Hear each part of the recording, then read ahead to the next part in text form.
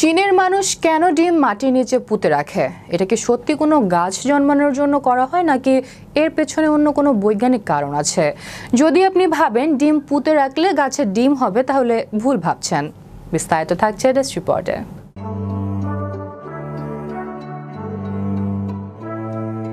চীনের মানুষ কেন ডিম মাটির নিচে পুঁতে রাখে? এটা কি সত্যি কোনো গাছ জন্মানোর জন্য করা হয়, নাকি এর পেছনে অন্য কোনো বৈজ্ঞানিক কারণ আছে? যদি আপনি ভাবেন যে ডিম পুঁতে রাখলে ডিম গাছ হবে, তাহলে ভুল ভাবছেন। আসলে এটি একটি বিশেষ কৃষি পদ্ধতি, যা বিশেষ করে চীনের কৃষকদের মধ্যে প্রচলিত।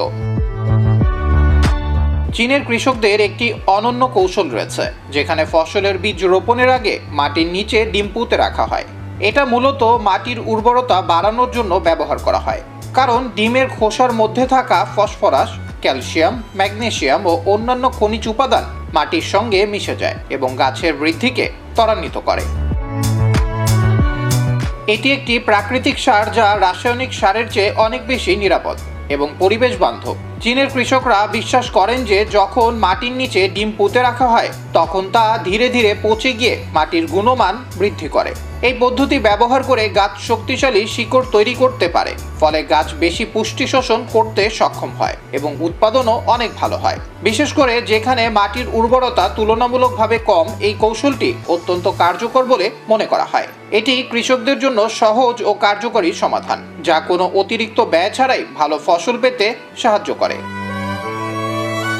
চীনের কিছু কৃষক প্রাচীনকাল থেকেই এই পদ্ধতি অনুসরণ করে আসছে, কারণ এটি একটি সম্পূর্ণ প্রাকৃতিক এবং টেকসই কৃষি ব্যবস্থা। বর্তমানে বিশ্বের অনেক দেশ রাসায়নিক সার ব্যবহারের ফলে মাটির উর্বরতা হারানোর সমস্যায় ভুগছে। যদি এই প্রাকৃতিক পদ্ধতিকে আরও আধুনিকভাবে গবেষণা করা হয় এবং অন্যান্য দেশে ব্যবহার করা যায়, তাহলে এটি ভবিষ্যতের জন্য একটি পরিবেশ বান্ধব ও স্বাস্থ্যকর বিকল্প হতে পারে। আবরার আহমেদ মাহি, বিশ্ব বাংলা 24 বিনোদন ডেস্ক।